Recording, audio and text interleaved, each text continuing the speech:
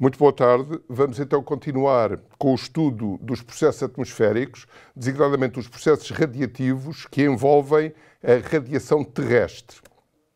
Ora bem, na última lição nós vimos como, a partir de uma radiosondagem, é possível estabelecer para cada nível isobárico uma correspondência entre a temperatura a esse nível e o valor da água precipitável corrigida ou água precipitável equivalente. Falámos também, introduzimos a Carta de Alsacer e descrevemos as linhas fundamentais que estão presentes nesta carta. Nesta carta há uma correspondência entre área e potência por unidade de área. Ou seja, uma área na Carta de Alsacer representa uma potência por unidade de área. No sistema internacional, a unidade de área correspondente é uma quantidade fixa que se exprime em watt por metro quadrado. Ora bem, vamos agora estudar aplicações da Carta de Alsacer, isto é, ver como a Carta de Alsacer pode ser utilizada para calcular a cada nível de interesse, o chamado nível de referência, a irradiância difusa de grande comprimento de onda ou, o que é a mesma coisa, o fluxo radiativo de radiação terrestre por unidade de área que vai atravessar o nível de referência ou no sentido ascendente ou no sentido descendente. Portanto, a cada nível de referência nós temos radiação que se propaga no sentido ascendente, portanto, que atravessa o nível de referência no sentido ascendente, e temos radiação difusa que se propaga de cima para baixo, portanto, que atravessa o nível de referência no sentido descendente. A Carta de Alsacer, sem ser esquemática, a verdadeira Carta de Alsacer está aqui representada e vamos rever rapidamente as linhas fundamentais que estão presentes nesta carta. Ora bem, o eixo das abscissas está graduado em temperatura. Os valores não é um eixo linear, é um eixo em que os valores de temperatura são valores de quadrados da temperatura. A temperatura aumenta para a esquerda e não para a direita. Portanto, os valores crescentes da temperatura são valores mais à esquerda. As linhas inclinadas que vão convergir num ponto que corresponde ao zero absoluto, essa parte do diagrama não está aqui representada. Portanto, nós terminamos numa temperatura de cerca de menos 80 graus Celsius. Portanto, estas linhas que vão convergir nesse ponto são linhas de igual valor de água precipitável equivalente ou água precipitável corrigida.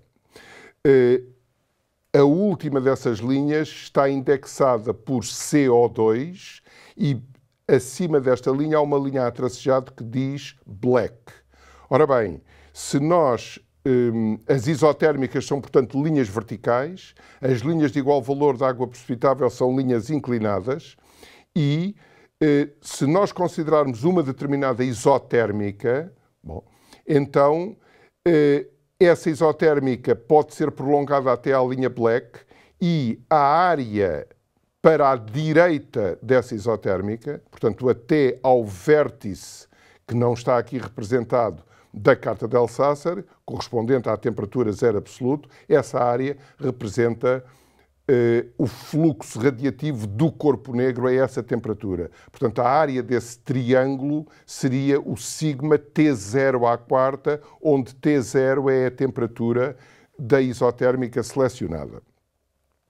Depois, para a mesma isotérmica, a área entre a linha black e a linha CO2, para a direita dessa isotérmica, representa a contribuição para sigma T à quarta proveniente do dióxido de carbono. Portanto, o dióxido de carbono, na banda espectral em que é absorvente, é considerado como um corpo negro.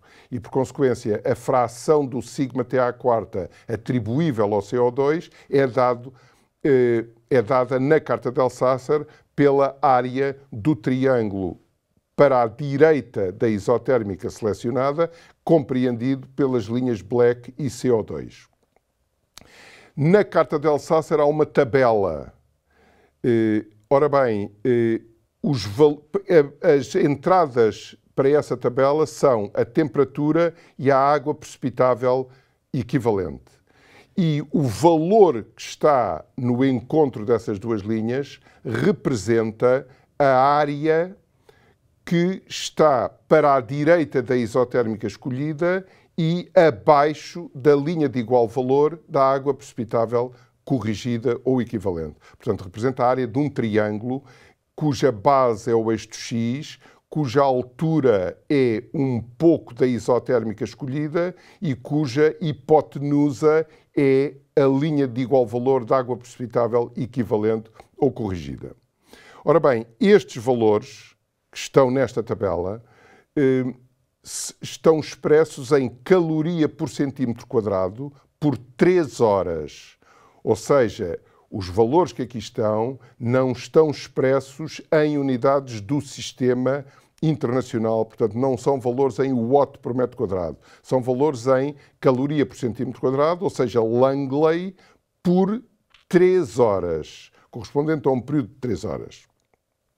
Por consequência, a unidade de área neste diagrama corresponde a um determinado valor de fluxo radiativo de grande comprimento de onda expresso em caloria por centímetro quadrado por 3 horas. Portanto, medindo áreas, nós podemos comparar essas áreas com a área unidade, com a área de referência e concluir qual é o valor do fluxo radiativo em Langley por 3 horas. Ora bem, esta carta foi retirada deste livro, que está aqui, o Dynamical and Physical Meteorology, do Altiner e Martin. Ora bom, esquematicamente, agora temos uma representação esquemática da Carta de Alsácer, portanto, cá temos o eixo do X graduado em temperaturas, temos o eixo das ordenadas, onde estão assinalados valores crescentes da água precipitável equivalente ou corrigida. Bom, o valor correspondente ao eixo do X é infinito, portanto, temos uma espessura infinita em água precipitável que corresponde ao corpo negro, portanto, ao absorvente perfeito. Portanto, para cada valor da temperatura, por exemplo, consideramos a temperatura T0, temos a isotérmica, que é um segmento de reta, a área ADVA representa σTA quarta, portanto, representa o fluxo radiativo do corpo negro a essa temperatura. A área ABVA representa a contribuição do dióxido de carbono, que se comporta como um corpo negro na banda de absorção que lhe corresponde. Ora bem, agora, como é que se utiliza a Carta de Alsácer? Já vimos isto na última aula, mas vamos repetir para se perceber melhor o que vai seguir. Portanto, escolhido um nível de referência, a água precipitável a esse nível é 0. Por consequência, escolhido um nível de referência ao qual corresponde a temperatura T0, o ponto no diagrama de Alsácer que define o nível de referência é o ponto B. Portanto, está àquela temperatura e está na linha de água precipitável equivalente 0. Ora bem, agora, a esse nível isobárico, a esse nível de referência, nós podemos considerar fluxos radiativos ascendente e descendente. A sondagem permite-nos construir a curva BCE. Ou seja, suponhamos que nós estamos interessados no fluxo descendente ao nível de referência. Então, trata-se de um fluxo radiativo de grande comprimento de onda proveniente da atmosfera que está acima do nível de referência. E, normalmente, os valores da temperatura acima do nível de referência são inferiores aos valores da temperatura no nível de referência. Por consequência, para os níveis da sondagem acima do nível de referência, os valores de T são, em princípio, inferiores ao valor T0 e, por consequência, para cada um desses valores temos um valor da água precipitável equivalente que vão definindo pontos ao longo da curva BCE. Ora bem, a área compreendida por esta curva proveniente da sondagem e pelas duas curvas guias, o linha igual a zero e o linha igual ao valor da água precipitável no ponto F, portanto, no último nível da sondagem, acima do nível de referência, esta área que está aqui tracejado, é uma área obtida por segmentos cruzados, esta área representa, por construção do diagrama de Althusser, o fluxo radiativo descendente ao nível de referência devido ao vapor d'água. Ora bem, a área ABVA representa o fluxo descendente ao nível de referência devido ao dióxido de carbono. Ora bem, então reparem que se ao nível de referência o fluxo descendente é a área tracejado, se o fluxo descendente devido ao vapor d'água, se o fluxo descendente devido ao dióxido de carbono é a área do triângulo ABVA, bom, então isso permite-nos obter, medindo o valor destas áreas, comparando com a área de referência, permite-nos saber qual é o fluxo radiativo em Langley por 3 horas. Vamos agora ver, portanto, aqui estamos a repetir, temos linhas fundamentais isotérmicas, isopletas ou linhas de igual valor de água precipitável equivalente. As áreas fundamentais representam a irradiância difusa do corpo negro, a irradiância devido ao vapor d'água e a irradiância devido ao dióxido de carbono. Vamos agora ver aplicações da carta de Althusser. Vamos começar por estas 3 aplicações que estão aqui. Como calcular o fluxo ascendente os fluxos ascendente e descendente ao nível de referência e o fluxo resultante em condições de céu limpo, portanto, céu sem nuvens. Como calcular o fluxo resultante na base de uma camada de nuvens? Como calcular o fluxo resultante no topo de uma camada de nuvens? Ora bem, então, para isso, vamos considerar esta figura.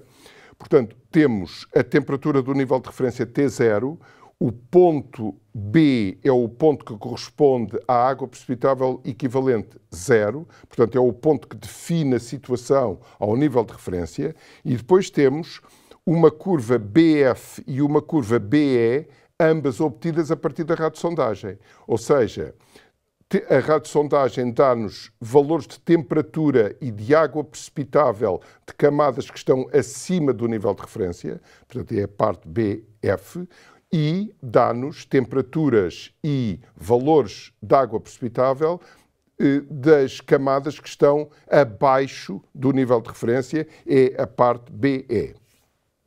Ora bem, então vamos lá ver. Nós queremos o fluxo ascendente e descendente ao nível de referência em condições de céu limpo. Ora bem, então o fluxo descendente ao nível de referência é dado pela área ABFVA. Portanto, temos a contribuição a tracejado do vapor d'água e a contribuição do triângulo ABVA do dióxido de carbono. O fluxo ascendente ao nível de referência. Portanto, fluxo proveniente da atmosfera que está sob o nível de referência. Bom, então temos parte desse fluxo é devido ao vapor d'água que está na troposfera abaixo do nível de referência e a parte restante é devido ao globo. Portanto, nós temos a curva BE, que corresponde à atmosfera, e o globo funciona como um corpo negro à temperatura que lhe corresponde, que é T índice G de globo. Por consequência, o fluxo ascendente ao nível de referência, de grande comprimento de onda, fluxo radiativo, proveniente da atmosfera e do globo, é dado pela área BEGVFB. Temos o fluxo ascendente. Por consequência, temos o fluxo ascendente e descendente e temos o fluxo resultante, que é a diferença entre os dois. Portanto, o fluxo ascendente menos o fluxo descendente dá-nos o fluxo resultante ou o fluxo efetivo ao nível de referência. Portanto, repetindo, fluxo descendente ao nível de referência devido ao vapor da água é a área BFVB, o fluxo ascendente ao nível de referência devido à atmosfera e ao globo é a área BEG dVFB. Como se vê desta figura, o fluxo ascendente é superior ao fluxo descendente. Portanto, há mais energia que cruza ao nível de referência para esta temperatura de baixo para cima do que de cima para baixo. Agora, fluxo resultante na base de uma camada de nuvens. Ora bem, as nuvens funcionam como um corpo negro à temperatura que lhes corresponde, portanto, absorvem em todos os comprimentos de onda da radiação terrestre. Ora bem, se a base da nuvem estiver à temperatura T0, o ponto figurativo que corresponde à base da nuvem é o ponto B. Portanto, aqui vai nos interessar o fluxo ascendente devido à atmosfera e ao globo que estão sob a base da nuvem, e vai nos interessar o fluxo descendente proveniente da própria nuvem à temperatura T0. Ora bem, então o fluxo descendente é dado pela área, corresponde, portanto, a uma espessura infinita em água precipitável, é dado pela área BdVB. É o fluxo descendente na base da nuvem. O fluxo ascendente é dado pela área BEGVB. Portanto, vemos que a diferença entre os dois fluxos é a área BEGDB. É a área que está aqui assinalada. É a área desta parte BEGDB. É o fluxo ascendente ao nível de referência, ou seja, as nuvens ganham energia pela base. Agora, a outra questão era o fluxo resultante no topo de uma camada nebulosa.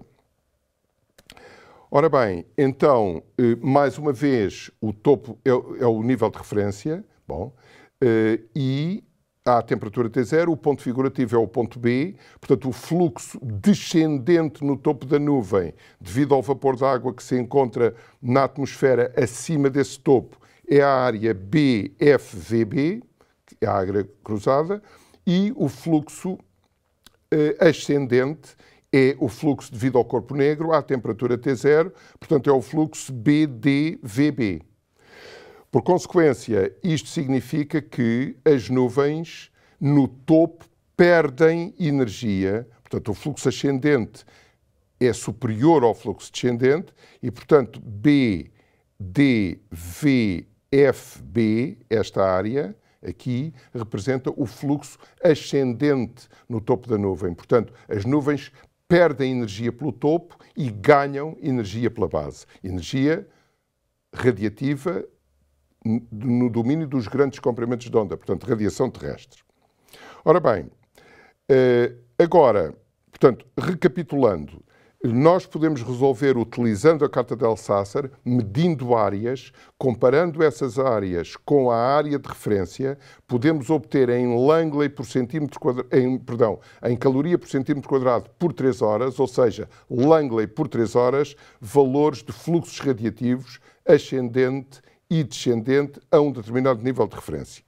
Portanto, se tivermos um nível de referência no seio da troposfera, portanto, com a atmosfera acima e a atmosfera abaixo do nível de referência, então temos que o fluxo descendente ao nível de referência é dado pela área BFVB, o fluxo ascendente ao nível de referência é dado pela área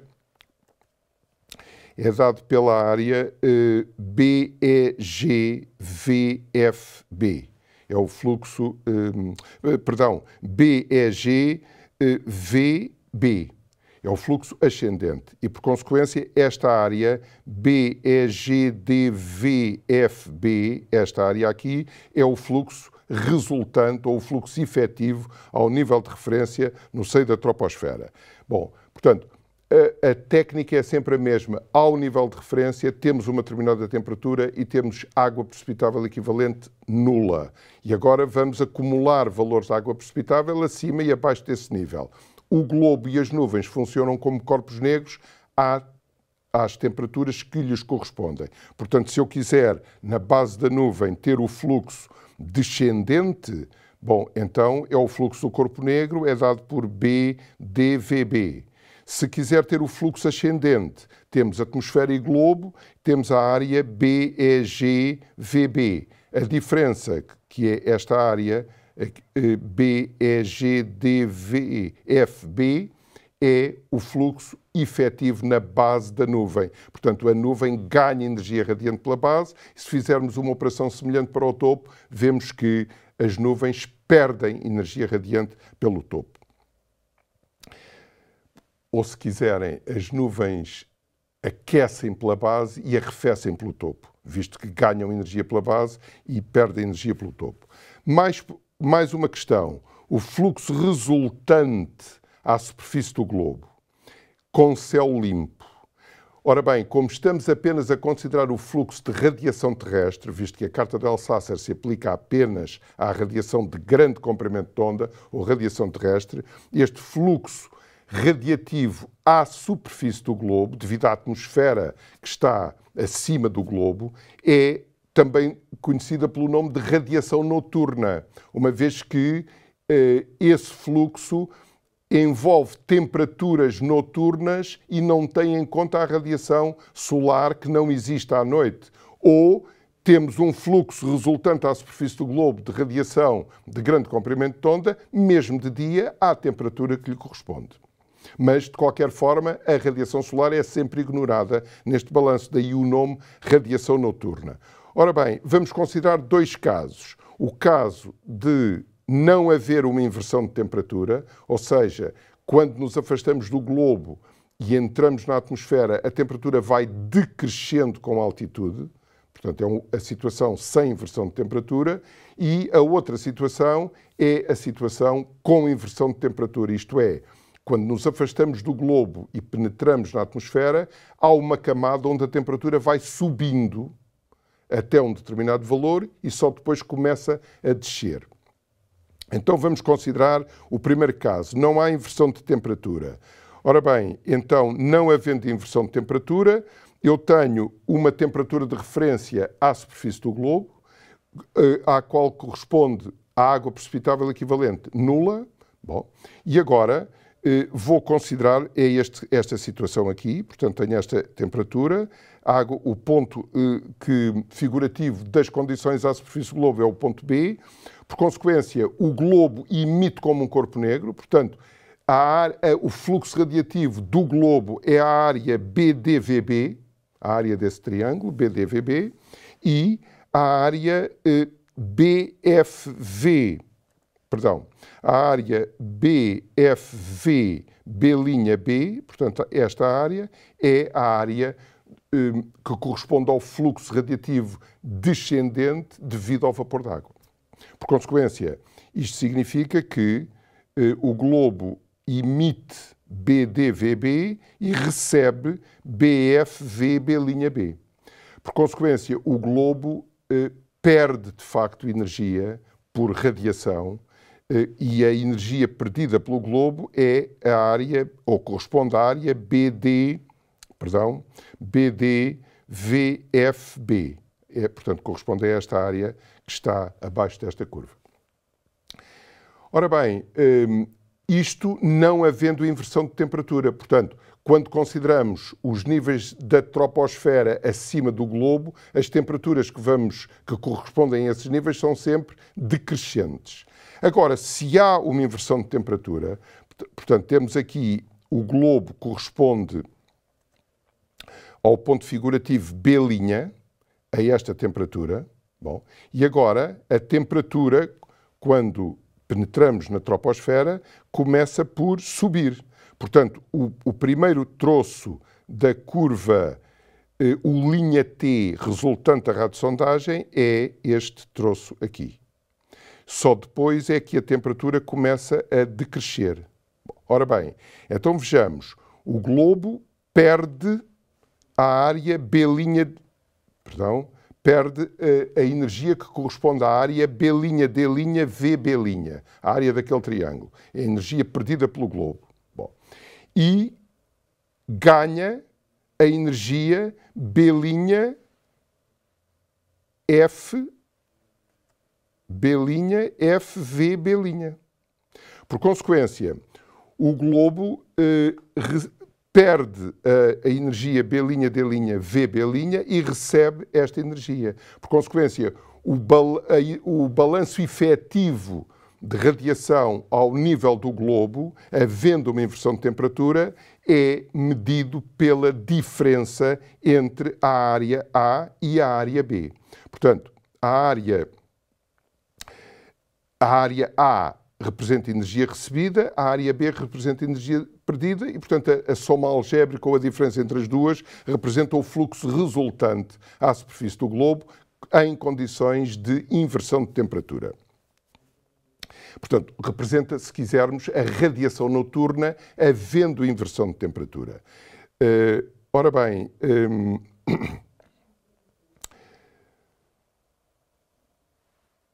evidentemente que esta situação da inversão de temperatura ocorre sobretudo em regiões continentais, menos frequentemente sobre oceanos, embora também possa ocorrer sobre os oceanos. Por consequência, nós estamos a ver como é possível resolver questões concretas a partir de uma radiosondagem utilizando a carta de Alsacer, desde que pretendamos apenas calcular fluxos radiativos de grande comprimento de onda. Bom, mais uma questão, o fluxo resultante à superfície do globo com céu coberto, ou seja, temos uma camada nebulosa a um determinado nível, bom, e a esse nível corresponde uma determinada temperatura. Já sabemos que a temperatura da base da nuvem é aquela temperatura que vai condicionar o fluxo radiativo emitido pela nuvem para a atmosfera que se encontra abaixo da mesma nuvem. E é um fluxo, a nuvem funciona como um corpo negro a essa temperatura. Ora bem, então temos o nível de referência é o globo, o nível do globo, portanto o ponto figurativo é o ponto B. Então a curva da sondagem é a curva BCE, F, e o ponto figurativo F corresponde à base da nuvem, à temperatura T1. Por consequência, a radiação recebida à superfície do globo, havendo uma cobertura nebulosa, é dada pela área BF, é dada pela área BF T1, peço desculpa, é dado pela área BCE T1VB. Porquê? Bom, porque a partir da base da nuvem nós temos uma espessura infinita em água precipitável. Portanto, a curva da sondagem será o segmento definido pelos pontos F e pelo ponto T1, que corresponde à temperatura da base. E, por consequência, isto significa que, não havendo nuvens, o fluxo radiativo à superfície do globo seria dado pela área cruzada, portanto, pela área BFVB. Havendo uma camada de nuvens, então a superfície do globo recebe uma energia superior àquela que receberia, porque recebe a energia que corresponde à área BF-T1-VB. Portanto, recebe uma energia superior. Por isso é que se diz na gíria que, havendo uma camada nebulosa, isso funciona como uma espécie de cobertor, visto que a superfície do globo recebe maior valor da energia radiante de grande comprimento de onda do que receberia se não existisse essa camada nebulosa. Agora, vamos considerar esta questão do aquecimento ou arrefecimento de uma camada da atmosfera devido à radiação terrestre. Ora bem, então, nesta figura, nós temos dois níveis, o nível 1 e o nível 2. a área temos uma camada em que a área da base é, por definição, unitária, portanto é 1 metro quadrado. Portanto, temos 1 metro quadrado de base e depois temos uma espessura, que é a espessura entre os níveis 1 e 2. Ora bem, na base desta camada nós temos um fluxo ascendente e um fluxo descendente, e no topo da camada também temos um fluxo ascendente e um fluxo descendente. Ora bom, o fluxo ascendente ao nível 2 e o fluxo descendente ao nível 1 representam energia perdida por essa camada da atmosfera. O fluxo ascendente ao nível 1 e o fluxo descendente ao nível 2 representam energia ganha pela camada, energia radiante de grande comprimento de onda, que é absorvida pela camada. Ora bem, o balanço destas formas de energia, portanto, a energia total recebida menos a energia total perdida, vai significar aquecimento ou arrefecimento da camada. Portanto, se nós representarmos por Q componto o quociente ΔQ sobre ΔT, onde ΔT corresponde a 3 horas e ΔQ representa o calor, entre aspas, recebido pela camada nesse período de 3 horas, então este Q componto, ΔQ sobre ΔT, é dado exatamente pelo fluxo resultante que afeta a camada. Por consequência, temos o fluxo descendente ao nível 2 mais o fluxo ascendente ao nível 1, energia recebida, menos o fluxo descendente ao nível 1, menos o fluxo ascendente ao nível 2, que representam energia perdida pela camada. Por consequência, temos o Q componto, ΔQ sobre ΔT, onde ΔT corresponde a 3 horas, é o fluxo resultante ao nível 1 menos o fluxo resultante ao nível 2, em que o fluxo resultante ao nível 1 é o fluxo ascendente menos o fluxo descendente, e o fluxo resultante ao nível 2, a mesma coisa, é o fluxo ascendente menos o fluxo descendente. Ora bem, então o Q componto é a diferença entre estes fluxos radiativos efetivos ou resultantes na base e no topo da camada considerada de base unitária. Estes fluxos podem ser avaliados na Carta de Alsacer, seguindo a metodologia já explicada. Mas, do ponto de vista termodinâmico, a taxa de aquecimento ou arrefecimento é dado pelo produto do calor específico, pela massa, pela variação de temperatura no período de 3 horas. Por consequência, o Q componto vai ser Cp, calor específico a pressão constante, vezes a massa desta camada da atmosfera de base unitária, que é dP sobre ΔP sobre G, é a massa desta camada de base unitária, vezes a variação de temperatura em 3 horas, ou seja, ΔT, temperatura sobre ΔT tempo, onde o ΔT tempo corresponde a 3 horas. Por consequência, temos que calor específico vezes a massa vezes a variação de temperatura em 3 horas é dado pela diferença entre os fluxos efetivos na base e no topo da camada de base unitária. Daqui podemos tirar o valor de ΔT sobre ΔT correspondente a 3 horas e esse valor é dado por G sobre Cp vezes ΔF a dividir por ΔP.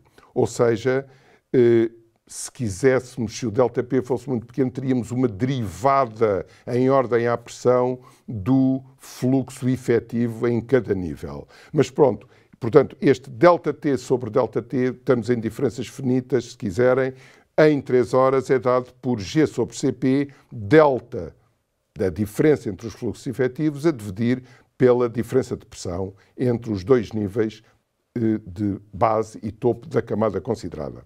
Ora bem, a diferença entre os fluxos efetivos pode ser calculada a partir da Carta de Alsacer, porque essa diferença é exatamente expressa em caloria por centímetro quadrado por 3 horas. E, portanto, nós podemos, a partir daqui, calcular variações de temperatura esperadas em 3 horas com aqueles fluxos radiativos obtidos da radiosondagem.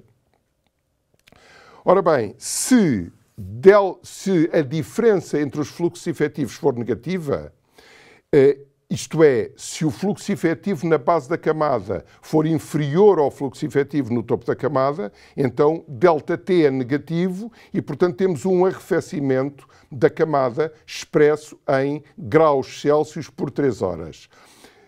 É a situação de divergência do fluxo radiativo, ou seja, sai mais energia radiante pelo topo do que entra pela base e, por consequência, há um arrefecimento da camada. Numa situação de convergência, isto é, a energia radiante que entra na camada pela base é superior à energia radiante perdida pela camada pelo topo, situação de convergência do fluxo radiativo, então há um aquecimento da camada e, por consequência, há um aumento da temperatura da camada por 3 horas, que pode ser avaliado a partir da carta de Althusser. Claro que nesta expressão, ΔT sobre ΔT 3 horas, nesta expressão, nós temos que utilizar um dado sistema de unidades. Por consequência, sabemos que os valores que são recolhidos medindo áreas na carta de Althusser não estão expressos em unidades do sistema internacional e isso faz com que a fórmula para obter a variação de temperatura em 3 horas esteja afetada, como vimos de início aqui na carta de Althusser, a fórmula está ali, ΔT, aparece o coeficiente 4,1, visto que uma caloria são 4,18 ou 4,1 joule. Portanto, temos que ter em atenção as unidades. Agora, mas isto mostra, portanto, que a partir da carta de Althusser, utilizando uma radiosondagem, medindo áreas, nós podemos calcular fluxos radiativos de grande comprimento de onda em diversas situações, em diversos níveis de referência, expressos em Langley por 3 horas. E depois podemos converter esses fluxos em watt por metro quadrado, se assim o desejarmos. Ora bem, a utilização da carta de Althusser e das leis da radiação, considerando que globo e nuvens se comportam como corpos negros à temperatura que lhes corresponde, considerando que eu posso, a partir de uma radiosondagem, obter o fluxo radiativo devido ao vapor d'água, o fluxo radiativo devido ao dióxido de carbono na banda espectral restrita que corresponde ao comportamento do dióxido de carbono como um corpo negro, eu posso, medindo essas áreas para diferentes latitudes, às quais correspondem temperaturas típicas e valores típicos da água precipitável equivalente, então nós podemos obter, utilizando a carta de Althusser, o balanço de radiação terrestre. Portanto, isto significa que os números que eu vos vou referir a seguir não são números que aparecem sem saber como. São números que resultam de valores observados da temperatura da água precipitável e da utilização da carta de Althusser para obter os fluxos radiativos de grande comprimento de onda. Ora bem, nós vamos, tal como já fizemos para a radiação solar, vamos considerar que 100 unidades corresponde a 1/4 da constante solar, o que dá um valor da ordem de 0,5, ou se quisermos 0,485 Langley por minuto. Não é por 3 horas, Langley por minuto.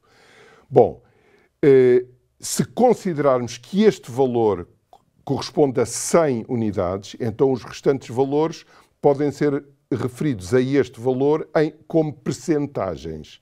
Então, se nós considerarmos que a temperatura média do globo é de 288 Kelvin, a aplicação da lei de Stefan fornece uma irradiância radiativa devido ao globo de σT à quarta, de sigma 288 à quarta. E este valor pode ser comparado com o S sobre 4 e corresponde a 116 unidades. Ora bem, destas 116 unidades, 10 escapam diretamente para o espaço. naquele intervalo a que se deu o nome de janela espectral que já foi referido.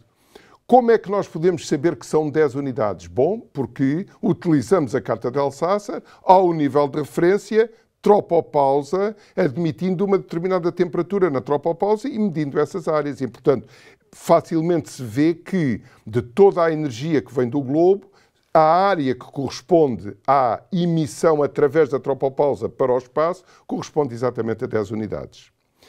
A troposfera absorve a diferença, 116 menos 10, 106 unidades. Por outro lado, a troposfera absorve 3 unidades provenientes da estratosfera. Como é que sabemos isto? Pela carta de Alsace. Mais uma vez, o nível de referência é a tropopausa e agora temos que considerar uma sondagem típica, não na troposfera abaixo da tropopausa, mas na estratosfera, e vamos considerar que a estratosfera é uma camada isotérmica que corresponde à temperatura da tropopausa. Portanto, medindo mais uma vez áreas na carta de Alsace, a estratosfera emite para a troposfera, através da tropopausa, 3 unidades. Por outro lado, a troposfera envia para o globo 102 unidades. A mesma coisa, o nível de referência é o globo e podemos ter a emissão de radiação de grande comprimento de onda proveniente da atmosfera, medimos áreas e isso corresponde a 102 unidades. Ora bem, a troposfera, portanto, envia para o globo 102 unidades. Esta radiação corresponde ao efeito de estufa. Porquê é que a troposfera emite para o globo energia radiante de grande comprimento de onda? Porque tem, na sua composição, gases, designadamente o vapor d'água e o dióxido de carbono, que são absorventes de radiação de grande comprimento de onda e que, portanto, pela lei de Kirchhoff, também emitem essa radiação de grande comprimento de onda. Então, a carta de Alsace permite-nos estimar o envio de radiação de grande comprimento de onda pela troposfera para o globo no valor de 102 unidades. E isto é o efeito de estufa natural. Por outro lado, podemos também, recorrendo à carta de Alsace, determinar o fluxo radiativo de grande comprimento de onda para o espaço através da tropopausa. Isso corresponde a 56 unidades. Ora bem, então o balanço de radiação terrestre na atmosfera, portanto na troposfera, é a energia recebida 106 absorvida, mais 3 unidades provenientes da estratosfera, menos 102 unidades efeito de estufa, menos 56 unidades de envio de radiação para o espaço, o balanço é de menos 49 unidades. Estes valores 106, 3, 102 e 56 são aqueles que estavam mencionados nas alíneas C, D, E e F. Depois, o balanço de radiação terrestre à superfície do globo. Bom, então o globo perde 116 unidades e recebe da atmosfera 102 unidades. Portanto, são os valores referidos nas alíneas A e E. Por consequência, o balanço de radiação terrestre à superfície do globo será de menos 14 unidades. Portanto, temos, no que respeita no que respeita à radiação de grande comprimento de onda, a radiação terrestre, o balanço de radiação na troposfera é negativo, menos 49 unidades, e no globo é também negativo, de menos 14 unidades. Mas se nós quisermos estudar o balanço radiativo total, temos agora que entrar em conta com a radiação solar, que já foi referida. Ora bem, então temos... Mas antes disso, vamos continuar ainda com a radiação de grande comprimento de onda. Mas vamos ter que entrar em conta com a radiação solar já a seguir. Então temos o balanço de radiação terrestre na tropopausa. Portanto, temos os valores que mencionámos nas alíneas B, F e D. Portanto, 10, 56 menos 3. Portanto, 63 unidades. E o balanço de radiação terrestre enviada para o espaço, 10 unidades mais 56, ou seja, 66 unidades. Portanto, temos estes valores no que respeita à radiação terrestre. Bom, como já referi, tendo em conta apenas a radiação de grande comprimento de onda, o globo e a troposfera arrefecem, porque o balanço energético é negativo, o balanço energético de onda longa, de LW, long wave, é negativo, mas para obter o balanço radiativo global é necessário ter em conta a radiação solar. Ora bem, nós já vimos atrás que o globo absorve 43 unidades de radiação de pequeno comprimento de onda, de radiação short wave, SW, emitida pelo Sol. E também já vimos que a troposfera absorve 20 unidades de radiação solar. Por consequência, tendo em conta a radiação de pequeno e de grande comprimento de onda, nós podemos ter o balanço radiativo global do globo e da troposfera, assim, menos 14 de grande comprimento de onda, mais 43 de pequeno comprimento de onda, 29 unidades. Na troposfera, menos 49 unidades de grande comprimento de onda, mais 20 unidades de pequeno comprimento de onda, menos 29 unidades. Ora bem, portanto, o primeiro número, menos 14 em cima, corresponde à onda longa, o 43 à onda curta, e em baixo a mesma correspondência.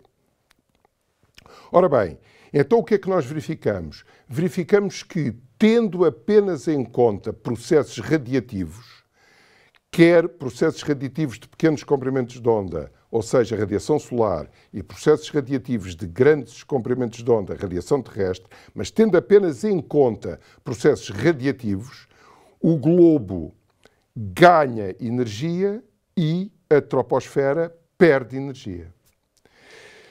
Ora bem, então isto significa que o sistema globo-atmosfera, portanto a Terra, considerando apenas processos radiativos, não vai atingir um estado de equilíbrio estável. Porquê? Bom, porque o globo teria uma temperatura que estaria constantemente a crescer, a atmosfera teria uma temperatura que estaria constantemente a decrescer e, por consequência, este equilíbrio globo-atmosfera não é ou não seria um equilíbrio estável, como já vamos ver. Portanto, o globo e a atmosfera não podem apresentar permanentemente, respectivamente, um superávit e um déficit energético radiativo. Portanto, este equilíbrio radiativo instável não se pode manter, visto que é instável, e nem sequer corresponde àquilo que se observa. Bom, porquê? Bom, porque o que está aqui a faltar é o seguinte, é que o sistema globo-atmosfera, embora num equilíbrio radiativo instável, não está em equilíbrio dinâmico. Porquê que não está em equilíbrio dinâmico? Porque esta diferença de temperatura entre globo e atmosfera vai originar movimentos convectivos que resultam do excessivo gradiente vertical de temperatura associado ao excesso de energia no globo e ao déficit de energia na atmosfera. Portanto, esse gradiente vertical de temperatura resultante apenas de processos radiativos seria excessivo, ou seja, seria instável, seria superadiabático e vai provocar a presença de perturbações convectivas que vão transportar energia do globo para a atmosfera para reduzir esse gradiente vertical de temperatura excessivo. E então o resultado final dos processos convectivos seria um equilíbrio estável, mas que não seria puramente radiativo, seria um equilíbrio radiativo-convectivo. Esta figura mostra, portanto, em abscissas temos temperatura, em ordenadas temos altitude ou níveis de pressão e, portanto, o que esta figura mostra é o seguinte. Aliás, as duas figuras mostram a mesma coisa, só que uma está, a coordenada vertical é a altitude, a figura da esquerda, e na outra a coordenada vertical é a pressão. Ora bem, então a curva a cheio, ou as curvas a cheio em ambas as figuras, porque elas traduzem o mesmo, representa representa a variação da temperatura na vertical, tendo apenas em conta processos radiativos. Portanto, o declive desta linha representaria o gradiente vertical de temperatura instável, superadiabático da atmosfera, considerando apenas processos radiativos, como foi referido. A curva a tracejado representa a variação da temperatura na vertical e o seu declive, o gradiente vertical de temperatura, tendo em conta a existência de processos convectivos originados por um gradiente de temperatura instável associado apenas a processos radiativos. Então, o gradiente vertical de temperatura associado à curva a tracejado já é subadiabático, não é superadiabático, e, portanto, já é um gradiente vertical estável da ordem de 6,5 graus Celsius por quilómetro. Ou seja, este gradiente associado à curva a tracejado corresponde a um decréscimo típico da temperatura na vertical de 6,5 graus Celsius por cada quilómetro que se sobe na atmosfera. Portanto, e corresponde a um equilíbrio radiativo-convectivo. Ora bom, então, nesta figura, nós traduzimos aquilo que acabámos de dizer naquilo que se pode chamar o balanço energético da Terra ou o balanço energético do sistema globo-atmosfera. Portanto, na metade esquerda da figura temos aquilo que já foi mostrado antes, numa lição anterior, que é o balanço de radiação solar de pequeno comprimento de onda no sistema, e do lado direito temos o balanço da radiação terrestre de grande comprimento de onda, que inclui os números que acabámos de referir há pouco, nesta lição. Ora bem, o que é interessante nesta figura é que ela já inclui os fenómenos de transferência de energia do globo para a atmosfera por processos não radiativos, portanto, por processos convectivos e por processos de transferência turbulenta de calor de contacto entre o globo e a atmosfera. Portanto, nos processos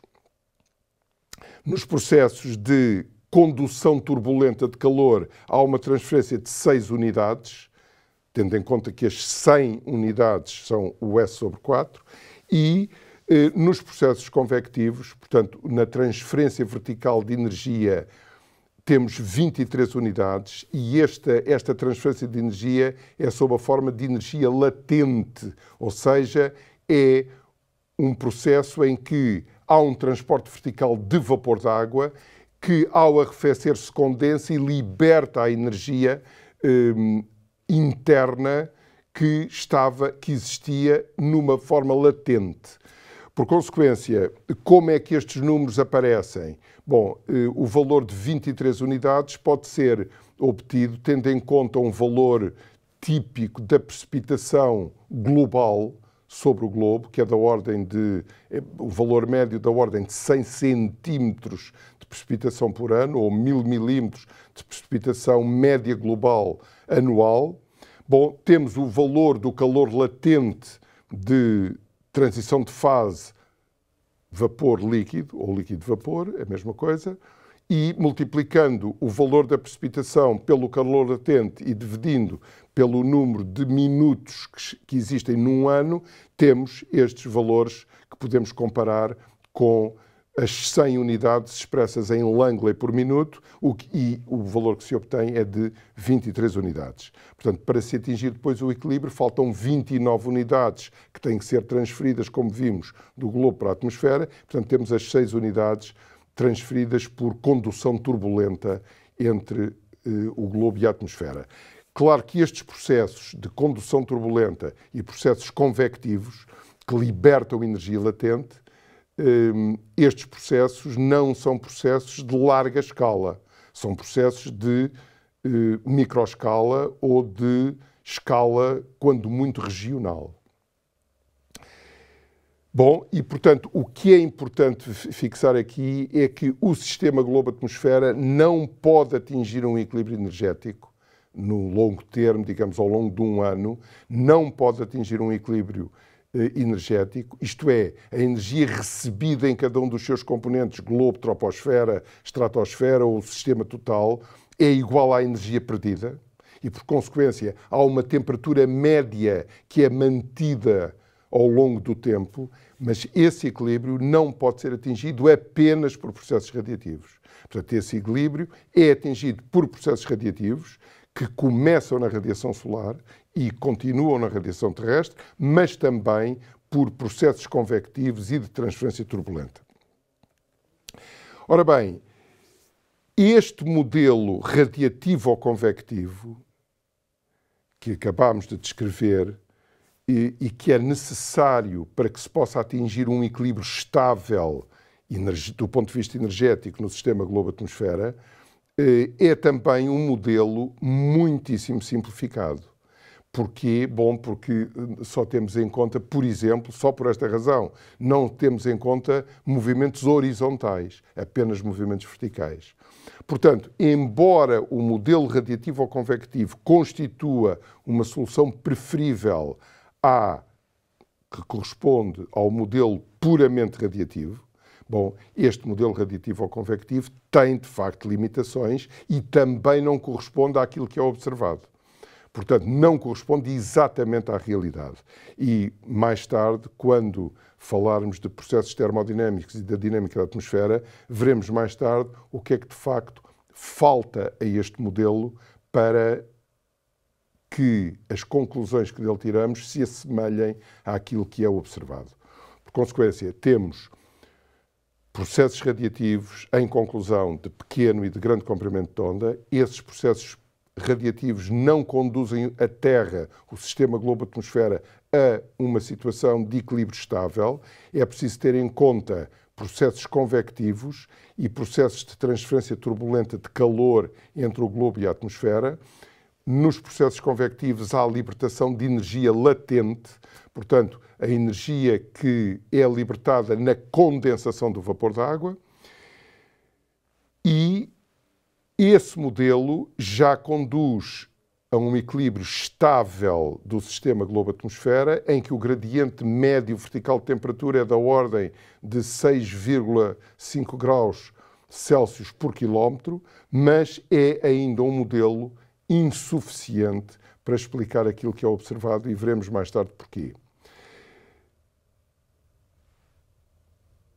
Na próxima aula, vamos ficar hoje por aqui, na próxima aula vamos ver que implicações é que tudo isto que acabamos de dizer tem na circulação geral da atmosfera.